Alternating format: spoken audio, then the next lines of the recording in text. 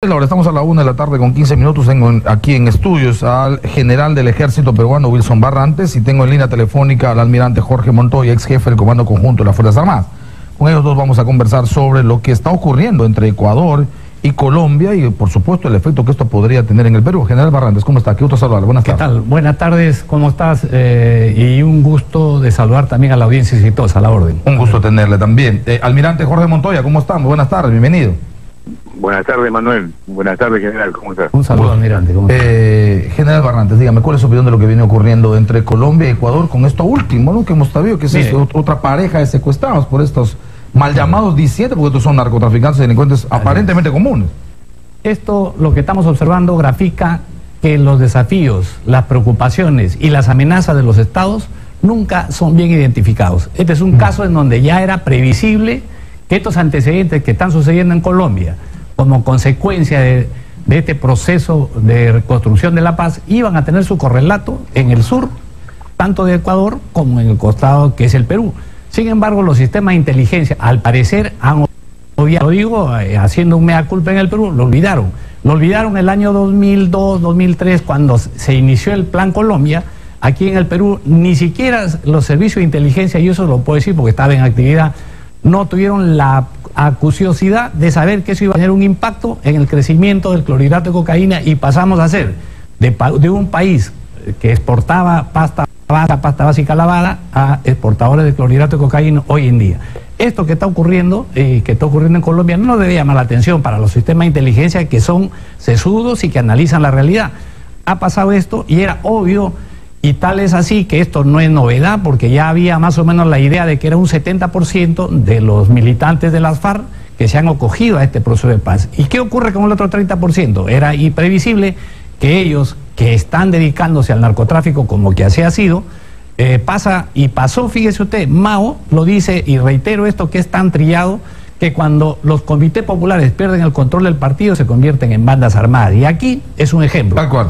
Es así, igualito ha pasado en el BRAE con los kits palominos, banda armada. Entonces, esto no es novedad, esto está en los manuales más básicos, como usted dice, en los manuales primarios de los procesos. Correcto. De la seguridad y defensa. Almirante Montoya, ¿qué interpretación tiene usted, qué explicación, qué análisis hace de este asunto, de lo que viene ocurriendo entre Colombia y Ecuador, de esto que se denomina disidencia de las FARC? Sí, bueno, el tema es bien complejo, ¿no? Esto es producto de los acuerdos de paz de Colombia con la FARC. La FARC era una organización que estaba muy comprometida con el narcotráfico, directamente comprometida con el narcotráfico, y al hacer la alianza esta que han hecho para tener la paz interna, ha generado esta situación de que hay muchos que no se han acogido a este acuerdo, que era previsible, y están haciendo sus actividades delincuenciales que venían haciéndola antes como parte de la FARC. Tanto en Ecuador como en el lado peruano también hay esta situación, es muy parecida. El problema de Ecuador actualmente, de esta toma nuevamente de rehenes seguida, yo creo que están retando al gobierno, están probando cuán débil o cuán fuerte es en sus acciones. Con los terroristas, con los guerrilleros, con los narcotraficantes no se negocia, se actúa. ¿No? Entonces pero se actúa bien también, ¿no? Por ejemplo, es una frase es una frase que evidentemente es extraordinaria, firme, porque eso fortalece la autoridad que tiene un Estado. Los Estados democráticos tienen sin duda la ley en la mano. Pero, por ejemplo, general Barrantes, lo que ha ocurrido hace unos días, lo que dicen estos delincuentes es que el gobierno colombiano y el gobierno ecuatoriano han preferido el operativo militar, la operación militar, la reacción militar, lo cual no está mal.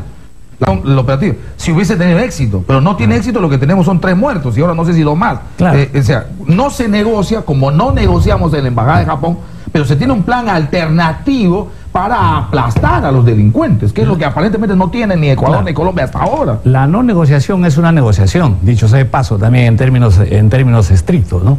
Lo que ha ocurrido acá, por ejemplo, es que pese a la experiencia, porque los secuestros no son novedad, también le voy a decir, y la cantidad de muertos, miren, no, las FARC han utilizado secuestros toda su vida. Pero en la línea, estamos hablando en la línea ecuatoriana, no son, en la línea de frontera ecuatoriana, no son novedad. Han habido secuestros y vienen desde 2008 en mayor medida y se han acrecentado los últimos días.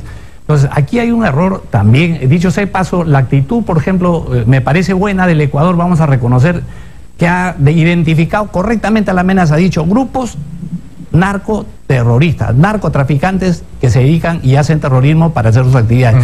Ya le han quitado ese sombrero ideológico, como creo yo, y ahí discrepo con muchos analistas que hablan que en el BRAE siguen siendo ideológicamente marxistas, leninistas, maoístas. Nada de eso, son delincuentes narcotraficantes. Lo que son anarquistas. Exactamente, practican la violencia para su negocio preservarlo. Lo que ha ocurrido en la zona, el Estado lo ha definido bien, perfecto, el Estado colombiano, pero no ha tenido la previsión. Y esto no nos olvidemos que a uno de los delincuentes colombianos de la FARC los matan en territorio colombiano, ecuatoriano. O sea, no es novedad, ellos ya lo sabían. ¿Qué medidas de inteligencia han tenido a nivel estratégico para poder vigilar toda esa zona? Ninguna. Tal es el extremo que hoy han vuelto a hacerle lo mismo y lo van a seguir haciendo. Porque parece que están en su casa, ¿no? Ahora ellos se mueven entre Colombia y Ecuador. Es una línea de entrada y de salida. Y aparte que esa ruta por la cual sacan la droga hacia Guayaquil. Sí, claro. Lo que parece que está definido, es que los actos criminales están ocurriendo en Colombia y por eso es que el presidente ecuatoriano y el ministro del Interior ecuatoriano y el ministro de Defensa ecuatoriano están diciendo a Manuel Santos: actúa tal como te has comprometido. Almirante Montoya, la pregunta que por supuesto es necesaria para el país. Esto que tiene que ver con la frontera ecuatoriana y colombiana, ¿cuánto puede afectar al Perú teniendo en cuenta que compartimos frontera con esos dos mismos países? Y teniendo en cuenta que además la continuación de esa línea de frontera se llama Putumayo. Y es en esta parte, sur para ellos, norte para nosotros, en donde lamentablemente se habrían concentrado gran parte de esta supuesta o mal llamada disidencia. Sí, fíjese, ese problema es muy serio, tanto para nosotros como para el Ecuador. Primero, quiero aclarar algo: cuando uno califica a un enemigo, está también calificando el marco legal que le va a aplicar. En Colombia ya no son guerrilleros, como lo llamaban ellos, FARC, ahora son delincuentes comunes, bandas criminales. O sea, entran en un marco legal diferente y qué tipo de fuerza es la que los enfrenta también es diferente. Eso hay que tenerlo en cuenta. En el Perú estamos en una situación muy parecida. Hay trasvase en la frontera de Putumayo, eso es un hecho, eso se sabe por inteligencia hace mucho tiempo. Y las acciones que tiene que tomar el Estado deben ser drásticas y fuertes, y yo no veo que hasta ahora se tomen realmente, ¿no? O sea, hay acciones... Bueno, lo que yo tengo información es que el ministro de Defensa está en el Putumayo, no sé si podemos confirmar eso, Tania, en los siguientes minutos, y lo que el otro día tuvimos un reporte aquí en este programa, desde Putumayo, concretamente desde un poblado que no se han identificado, por supuesto, al aire por lo menos, pero a nivel interno sí lo hemos identificado plenamente, es una llamada que hablaba de un ciudadano peruano que estaba con la gente de las FARC, de esta mal llamada disidencia, que quiso salir de ellos y que recibió impacto de bala en la boca y que incluso estaba en tratamiento en el Hospital Regional de Iquitos y que estaban intentando hacerle un traslado hacia Lima, lo cual evidenciaba la actividad permanente también en línea de frontera peruana con el Putumayo, lo cual nos puede traer bastantes problemas, ¿no? Claro, ahí el problema es que ellos pasan a la zona peruana para hacer su cultivo de coca y indican el proceso de la línea de narcotráfico en esa área.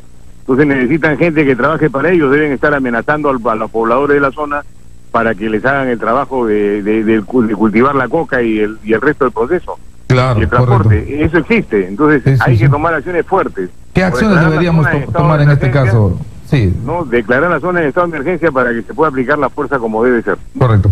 General Barrantes, ¿qué acciones hay que tomar? Propone el almirante Montoya declaratoria de emergencia. Claro, correcto. Pero en el lado peruano tenemos que nosotros también darle el tipo penal adecuado. Por ejemplo, si queremos tomar acción de la Fuerza Armada contra estos delincuentes, tenemos que ya tipificar el delito nuevo, que es tan antiguo, pero no está tipificado en el Código Penal, de narcoterroristas. Actualmente hay o narcotráfico o terrorismo. Por esa razón es que, reitero nuevamente, no adecuamos el ordenamiento legal a la nueva realidad. O sea, hay que salir del concepto de que terrorista es el que solamente el ideológico. Correcto. Aquí hay terrorismo que está parido por el narcotráfico. Claro. Narcoterrorismo. El terrorismo es de todo aquel que amenaza, causa terror. Que genera puede pánico, ser terror. El crimen organizado, puede ser de cualquier otro lado. Entonces, el tipo penal de narcoterrorismo o el tipo penal de terrorismo para aplicar a la delincuencia común, al crimen organizado, tiene que darse. Y a estos señores hay que juzgarlo como crimen organizado. Y eso va a ser la única forma en la cual, por unas facultades extraordinarias que se dé, para que la Fuerza Armada trabaje, pues, porque en esa indefinición jurídica estamos alentando la corrupción y estamos facilitando que estas bandas, al contrario, crezcan. Por esa razón reiteramos una vez más, nosotros queremos cambiar, hagamos la cosa bien.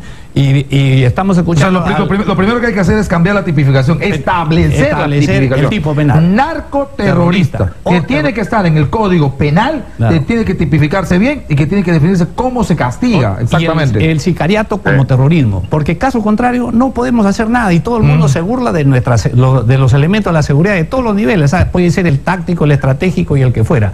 Y en este caso ya nosotros debemos tomar previsiones de que nuestras fuerzas de seguridad del Estado ya estén presentes en estos lugares, sobre todo en los que son donde hay centros poblados, para efecto de garantizarles de que no ocurra nada, porque si no nos vamos a sorprender como lo que está pasando en el Ecuador. Y en el Ecuador reiterar simplemente que hay una parte, pareciera que el Estado está aprendiendo recién, porque están creyendo que le dan plazo de 8 o 10 horas a los delincuentes estos narcoterroristas para que le devuelvan como si se tratara que están amenazando a un ciudadano que está encerrado, un secuestro en un edificio, ¿no? Correcto. Ahora, eso es una ingenuidad. Ahora, lo importante también, almirante Montoya, es que efectivamente se puede confirmar que José Huerta, el ministro de Defensa, ha llegado a la ciudad de Quito el día de ayer para inspeccionar instalaciones militares desplegadas a lo largo de la frontera con Colombia. Y según lo que nos dicen es que está desde hace aproximadamente una hora en la línea de frontera con Colombia para constatar el apoyo social que desarrollan las Fuerzas Armadas en beneficio de la población. Según su agenda, dice la información que viene de la agencia andina, el funcionario tiene previsto visitar la localidad de San Antonio del Estrecho, es una zona de frontera, línea de frontera en el Putumayo, donde se encuentra una estación naval y un puesto de capitanía de guardacostas, así como un puesto de comando correspondiente a un batallón de la selva del ejército peruano. Hemos venido para tomar conocimiento de la realidad de la zona fronteriza en la región. Tenemos amplia información de la situación de la zona fronteriza con Colombia, lo cual nos permite tener un diagnóstico actualizado. Esta es una buena reacción, porque me imagino que, claro, el ministro de Defensa no va a decir pormenores, está hablando del asunto de verificar cómo está trabajando la Fuerza Armada, pero entiendo que está chequeando esto también como parte del trabajo de inteligencia que debe tener, ¿no, claro, almirante Montoya? Claro, yo creo que sí, me parece una buena acción la que está haciendo. Ahí lo que se necesita es decisión política de actuar y presupuesto para poder actuar. Y esas son dos cosas que están fuera del alcance de las Fuerzas Armadas realmente. ¿Cómo tendría? Hay que trabajar con el Estado en general. Claro, pero me refiero, tienen que asignar el presupuesto para que las Fuerzas Armadas puedan operar en esta área como debe ser. Porque son 1.600 kilómetros de frontera fluvial. Es inmensa el área. Y lo otro es, otro con relación a los delitos, acá hay un delito adicional, ¿no? Y los que están, si se encuentran cometiendo un delito en el territorio nacional, están violando la soberanía también. O sea, son grupos de bandas criminales violando la soberanía nacional. Creo que sería más fácil de adaptar para que se pueda aplicar a las Fuerzas Armadas en la zona. La policía no tiene la logística para actuar en esa zona. Tiene que haber una respuesta conjunta. Claro, y sobre todo que la responsabilidad de cuidar fronteras... Ilegal también, que el marco legal adecuado. Correcto. La responsabilidad de la seguridad en las fronteras está a cargo de la policía, pero nosotros, siendo realistas, es imposible que lo pueda hacer. Lamentablemente, la vigilancia de fronteras... pequeñísimos puestos policiales, imagínese, poquita gente, que no tienen, oiga usted, ni un peque, que es, digamos, el motor que les lleva... Pues, no tienen nada, pues. Entonces, es imposible aquí, que haya cuidado. No hemos hecho nada, mire, y esto, lamentablemente, aquí tenemos que hacer mea culpa el Estado y todos los ciudadanos del Perú, porque lo que ha pasado, fíjese usted, en Ecuador, con un medio de comunicación, que ni siquiera le ha dedicado una línea a los militares de la Infantería Marina que han sido muertos allá, y todos lo han dedicado a sus periodistas. O sea, tenemos siempre un sesgo para medir las cosas en materia de la seguridad, y en el Perú también pasa lo mismo. Entonces, hoy creo que es el momento de reflexionar nuevamente, y la lucha contra la corrupción tiene que ser frontal, porque somos exportadores de clorhidrato de cocaína con este cuento de que el terrorismo nos va a agarrar de los pies y nos va a jalar, cuando en realidad el narcotráfico se bandea a nivel, en todos los niveles del Estado, y seguimos siendo productora de coca en la zona del Putumayo, cualquier cantidad. Es enorme, mire, eso va a ser peor que el BRAE. Y no está medido ni siquiera por Devida y otras instituciones el impacto de la enorme cantidad de cultivos de coca, no solo en la zona del Putumayo, sino en esta línea también del trapecio amazónico que está en Cabo de Cocha, que está en la zona de Liabarí, en línea de frontera con Brasil. Hay migración. Es enorme. Mire, hay migración, yo tengo información que hay migración de personas de Ayacucho, Huancayo, de las cocas cocaleras, que están ya ahí y están traficando con hoja y están produciendo clorhidrato de cocaína. Estamos hablando de varias miles de hectáreas. Es 5 o 6 veces más que el BRAE, que lo que le llamamos al BRAE es mucho más. O sea, esa es una gran preocupación. Bueno, entonces hay un trabajo pendiente, almirante Montoya, en este tema, a partir de lo que está pasando con la FARC, a partir de lo que están haciendo, es bueno, estos narcotraficantes, los temas centrales que tienen que ver con el desarrollo de línea de frontera y en general con una guerra firme contra el narcotráfico. Así es, Manuel. Es una zona muy sensible y el Estado tiene que ponerle prioridad en el actuar en esa región. Muy bien. Porque si no, los resultados van a ser lamentables. Es verdad, correcto. Muchas gracias, almirante Montoya, qué gusto saludarle. Muchas gracias por responder nuestra llamada. Gracias, Manuel. Gracias también, general Barrantes. Muchas gracias, Manuel. Un gusto saludarte. Bueno, pues, ahí estamos. Estos son nuestros viejos temas pendientes. Son nuestros viejos temas pendientes.